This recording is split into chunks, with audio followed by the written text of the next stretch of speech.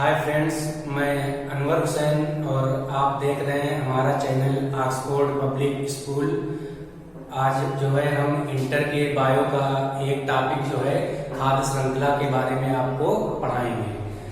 तो जैसा कि कल हमने आपको बताया था कि पारितंत्र क्या होता है, पारितंत्र के घटक कौन से होते हैं, तो उसके बारे में हमने कल आपको बताया था।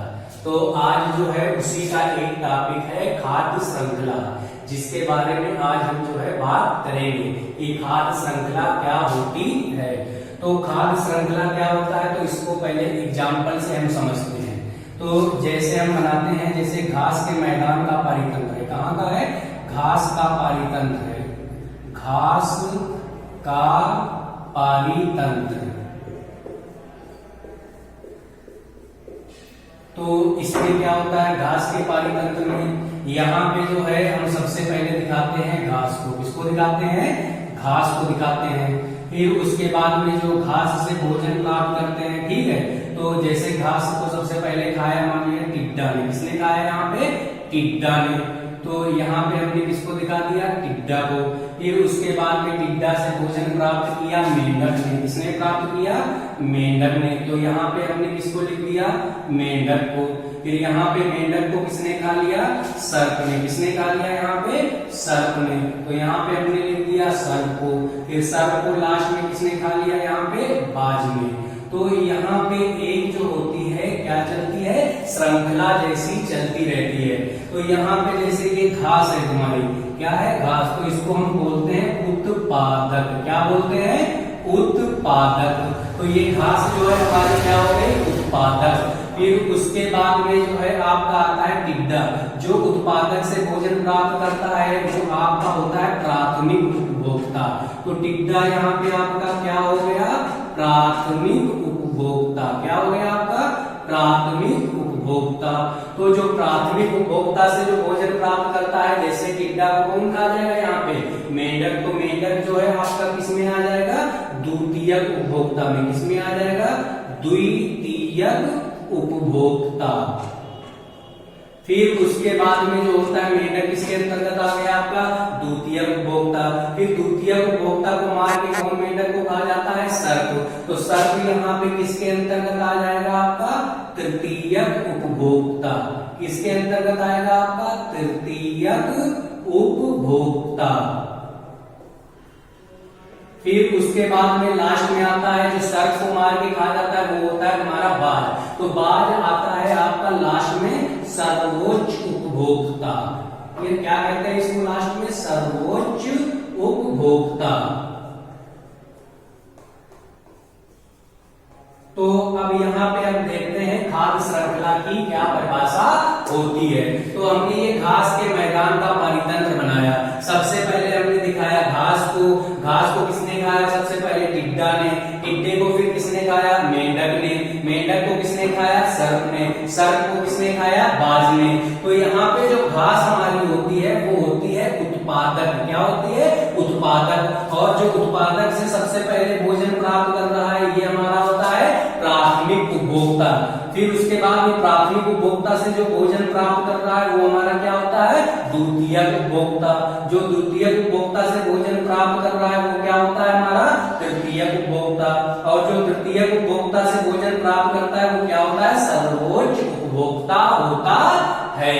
तो यहाँ पे देखते हैं, तो इसमें क्या होता है, एक जीवधारी का संबंध दूसरे जीवधारी से, दूसरे का संबंध तीसरे जीवधारी से, तीसरे का संबंध जो होता है चौथे जीवधारी से। तो ऐसे क्या होता है, इसमें एक श्रृंखला जैसी चलती रहती है। क्या चलती रहती है, इसमें एक चैन जैसी चलती रहती है, जिसको हम क्या कहते हैं, खाद्य श्रृंखला। एक बार फिर अब यहाँ पे अभी हमने जाना कि खाद्य श्रृंखला क्या होती है। अब हम पढ़ेंगे यहाँ पे खाद्य श्रृंखला के प्रकार। खाद्य श्रृंखला के प्रकार,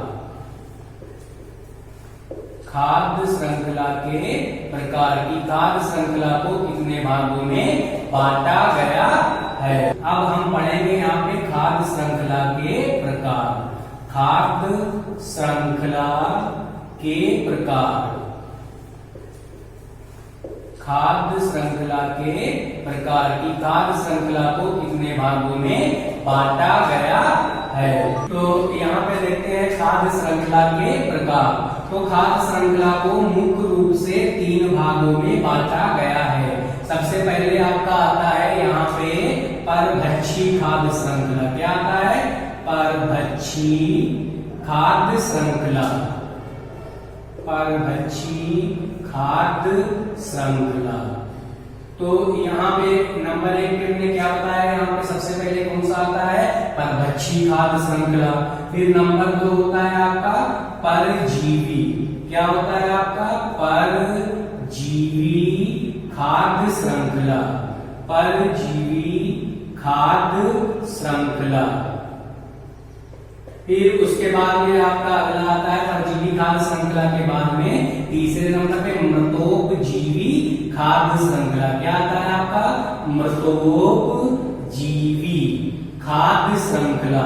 यहाँ पे हमने क्या बताया? आपका आया तीसरे नंबर पे मृतोपजीवी खाद्य श्रृंखला। तो अब यहाँ पे हम देखते हैं कि खाद्य श्रृंखला को हमने कितने भागों में बांटा है? 3 भागों में। सबसे पहले हमने क्या बताया? परभक्षी खाद्य श्रृंखला। फिर उसके बाद में हमने क्या बताया? यहाँ पे परजीवी खाद्य श्रृंखला। फिर क्या बताया हमने? यहाँ पे मृतोपजीवी खाद्य श्रृंखला। अब यहाँ पे देखते हैं कि सबसे पहले परभक्षी खाद्य श्रृंखला क्या होती है। तो यहाँ पे अब हमें किसको पढ़ना है? यहाँ पे परभक्षी खाद्य श्रृंखला। तो यहाँ पे अब हम हेडिंग डालते हैं परभक्षी खाद्य श्रृंखला। क्या हमने बताया? आपको पढ़ना है परभक्षी खाद्य श्रृंखला। अब ये क्या होती है परभक्षी खाद्य श्रृंखला? इसकी परिभाषा देखो, अब यहाँ पे हम बताते हैं परभक्षी खाद्य श्रृंखला। तो ऐसी खाद्य श्रृंखला जिसमें बड़े जीवधारी छोटे जीवधारी पर आश्रित होते हैं। क्या हमने बताया यहाँ पे? कि ऐसी खाद्य श्रृंखला जिसमें बड़े जीवधारी छोटे जीवधारी पर आश्रित होते हैं क्या कहलाते हैं? आपके परभक्षी खाद्य श्रृंखला। क्या कहलाता है? परभक्षी खाद्य श्रृंखला कहलाता है। तो इसका एग्जाम्पल क्या होता है परभक्षी खाद्य श्रृंखला का? एग्जाम्पल में जैसे हमने मान लिया यहाँ पे शेर है। क्या है आपका? शेर है। फिर शेर के बाद में हमने दिखा दिया यहाँ पे भेड़िया। किसको दिखा दिया? भेड़िया को। फिर उसके बाद में हमने भेड़िया के बाद में दिखा दिया खरगोश को। किसको दिखा दिया? यहाँ पे खरगोश। तो खरगोश के बाद में अब हमने किसको दिखा दिया? यहाँ पे घास को। किसको दिखा दिया? घास को। तो यहाँ पे देखते हैं तो यहाँ पे सबसे बड़ा जीवधारी आपको कौन दिख रहा है? शेर है। तो शेर जो है किस पे आश्रित है अपने भोजन के लिए? भेड़िया के ऊपर। ठीक है। फिर भेड़िया जो होता है यहाँ पे किसके ऊपर आश्रित है? यहाँ पे खरगोश के ऊपर, क्योंकि जो खरगोश से बड़ा है वो कौन है? भेड़िया है। ठीक है। तो भेड़िया जो होता है अपना भोजन किससे प्राप्त करता है? खरगोश से। और खरगोश जो होता है लास्ट में अपना भोजन किससे प्राप्त करता है? घास से। तो एक बार हम फिर से रिपीट कर रहे हैं, यहाँ पे समझो कि इस प्रकार की खाद्य श्रृंखला जिसमें जो होता है बड़ा जीवधारी छोटे जीवधारी पर क्या होता है? आश्रित होता है, उसे हम क्या कहते हैं? परभक्षी खाद्य श्रृंखला कहते हैं। जैसे यहाँ पे शेर जो होता है बड़ा होता है, किस पे आश्रित है? आपका भेड़िया के ऊपर। फिर उसके बाद में भेड़िया जो होता है किससे बड़ा है? खरगोश से। तो यहाँ पे भेड़िया जो किसके ऊपर आश्रित हो गया? खरगोश के ऊपर। और खरगोश किसके ऊपर आश्रित है? आपका घास के ऊपर।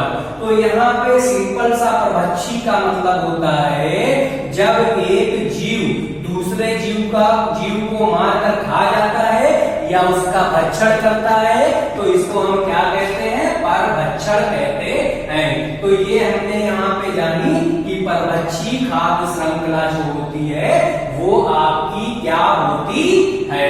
तो परभक्षी खाद्य श्रृंखला के बाद में अब हम जो है यहाँ पे दूसरी खाद्य श्रृंखला है आपकी परजीवी खाद्य श्रृंखला।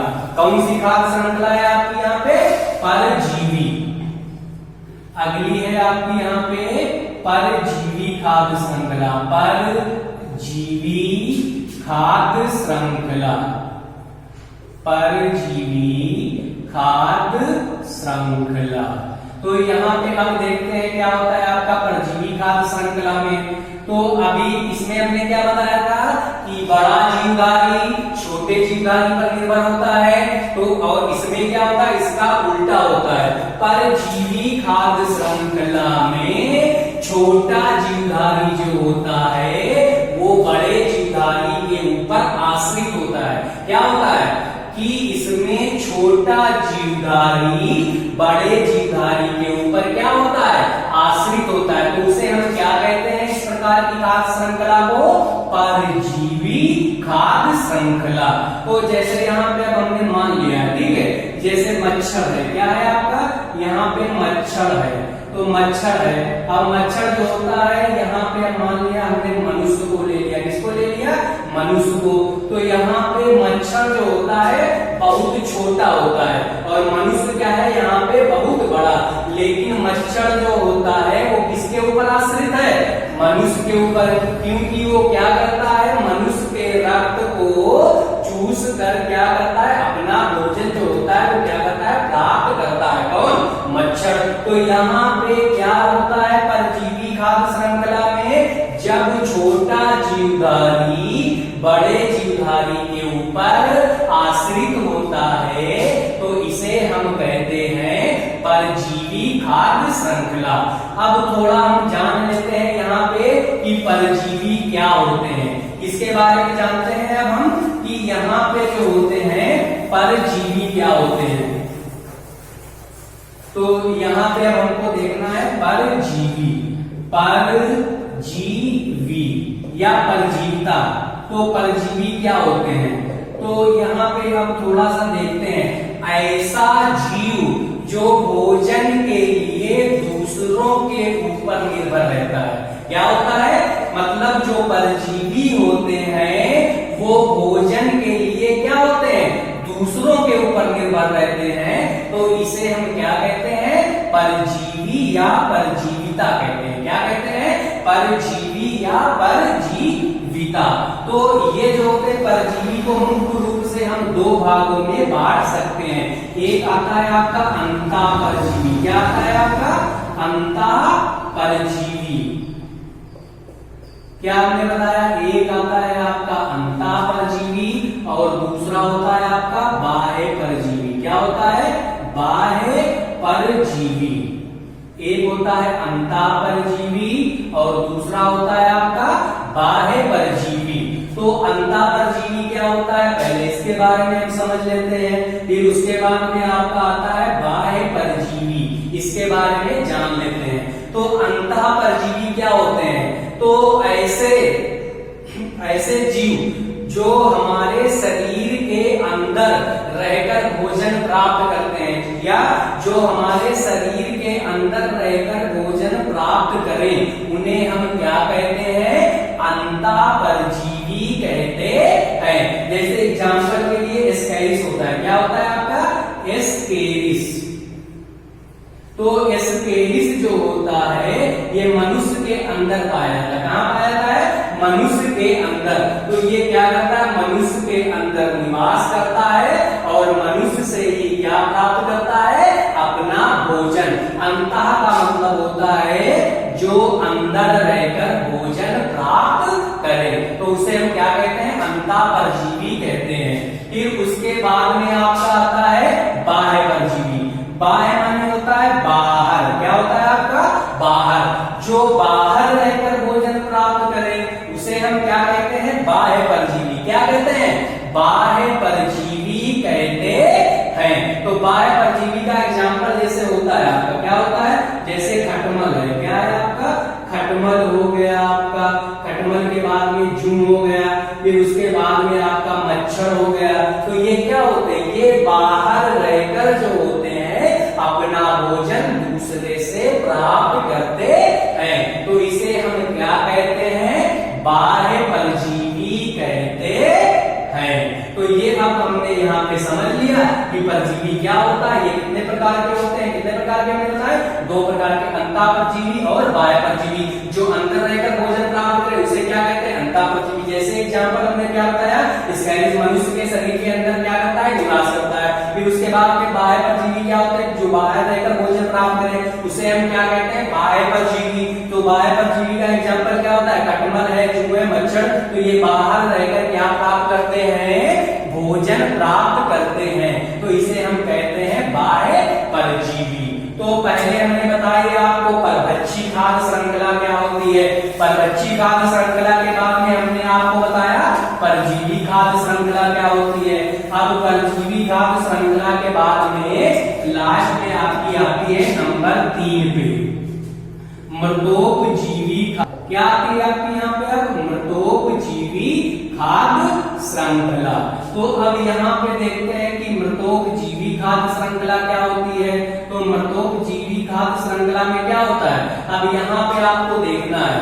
तो ऐसी खाद्य श्रृंखला जिसमें क्या होता है, जो आपके मृत क्या होते हैं, जो अपना भोजन मृत और सड़े गले जानवरों से प्राप्त करते हैं, वो किसके अंतर्गत आते हैं, आपके मृतोपजीवी खाद्य श्रृंखला के अंतर्गत आते हैं। अब हम आपको बताते हैं खाद्य श्रृंखला और खाद्य जाल में अंतर।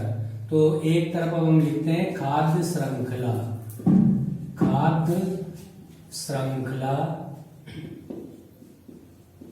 और खाद्य जाल में अंतर, खाद्य जाल में अंतर।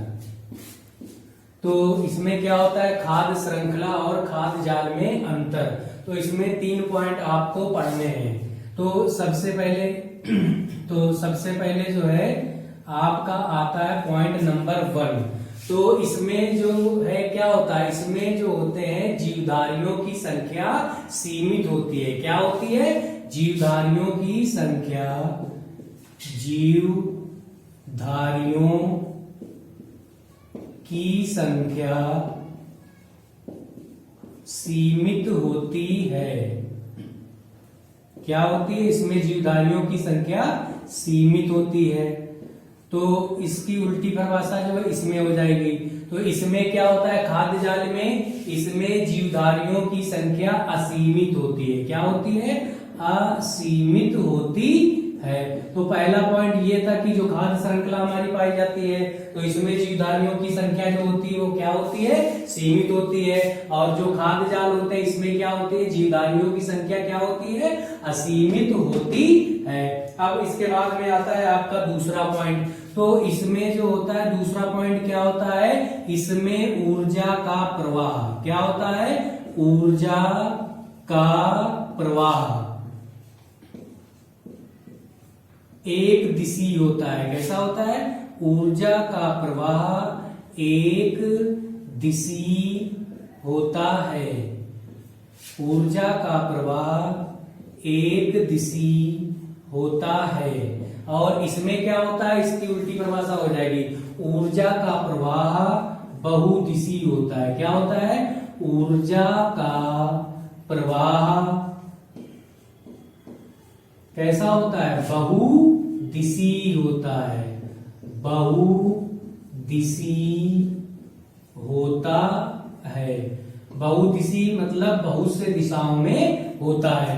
तो दूसरा पॉइंट क्या बताया कि जो इसमें ऊर्जा का प्रवाह है वो कैसा होगा, इसमें एक दिशी। और इसमें जो ऊर्जा का प्रवाह है वो कैसा होगा, आपका बहुदिशी होता है। फिर उसके बाद में तीसरा पॉइंट आता है आपका लास्ट में। तो तीसरा पॉइंट आपका क्या होता है इसमें कि खाद्य श्रृंखला का निर्माण कैसे होता है और खाद्य जाल का निर्माण कैसे होता है। तो खाद्य श्रृंखला का निर्माण कैसे होता है, इसमें खाद्य श्रृंखला के निर्माण में 3 चीज भाग लेती हैं। नंबर 1 आपका क्या होता है, उत्पादक हो गया। क्या हो गया आपका, उत्पादक। और दूसरा क्या है आपका, यहाँ पे हो गया उपभोक्ता। क्या हो गया आपका, उत्पादक हो गया। फिर उसके बाद में क्या हो गया आपका, उपभोक्ता हो गया। फिर उसके बाद में हो गया आपका अपघटनकर्ता। क्या हो गया, अपघटनकर्ता। तो इसमें खाद्य श्रृंखला में जो होता है आपके ये मिलकर काहे का निर्माण करते हैं, खाद्य श्रृंखला का। कौन कौन, उत्पादक, उपभोक्ता और अपघटनकर्ता। अब इसमें क्या आता है, खाद्य जाल। तो खाद्य जाल में क्या होता है, विभिन्न प्रकार की खाद्य श्रृंखलाएं, क्या बताया कि विभिन्न प्रकार की खाद्य श्रृंखलाएं आपस में मिलकर काहे का निर्माण करती हैं? खाद्य जाल का निर्माण करती हैं। तो एक बार फिर से खाद्य जाल का तीसरा पॉइंट, जैसे हमने क्या बताया, इसका निर्माण खाद्य श्रृंखला का किससे होता है? उत्पादक से, उपभोक्ता से और अपघटनकर्ता से। तो खाद्य जाल का निर्माण किससे हो जाएगा कि जो विभिन्न प्रकार की हमारी खाद्य श्रृंखलाएं होती है वो आपस में मिलके खाद्य जाल का निर्माण करती है। तो ये था आपका खाद्य श्रृंखला और खाद्य जाल में अंतर। एक बार फिर से हम रिपीट कर दे रहे हैं कि इसमें क्या होता है, पहला पॉइंट, इसमें जीवधारियों की संख्या क्या होती है? सीमित होती है। इसमें जीवधारियों की संख्या क्या होती है? असीमित होती है। इसमें ऊर्जा का प्रवाह क्या होता है? एक दिशीय होता है। इसमें ऊर्जा का प्रवाह क्या होता है? बहुदिशीय होता है। फिर इसमें खाद्य श्रृंखला का निर्माण किससे होता है? उत्पादक से, उपभोक्ता से और अपघटनकर्ता से। और खाद्य जाल का निर्माण कैसे होता है? विभिन्न प्रकार की खाद्य श्रृंखलाएं आपस में मिलके खाद्य जाल का क्या कर देती है? निर्माण कर देती है।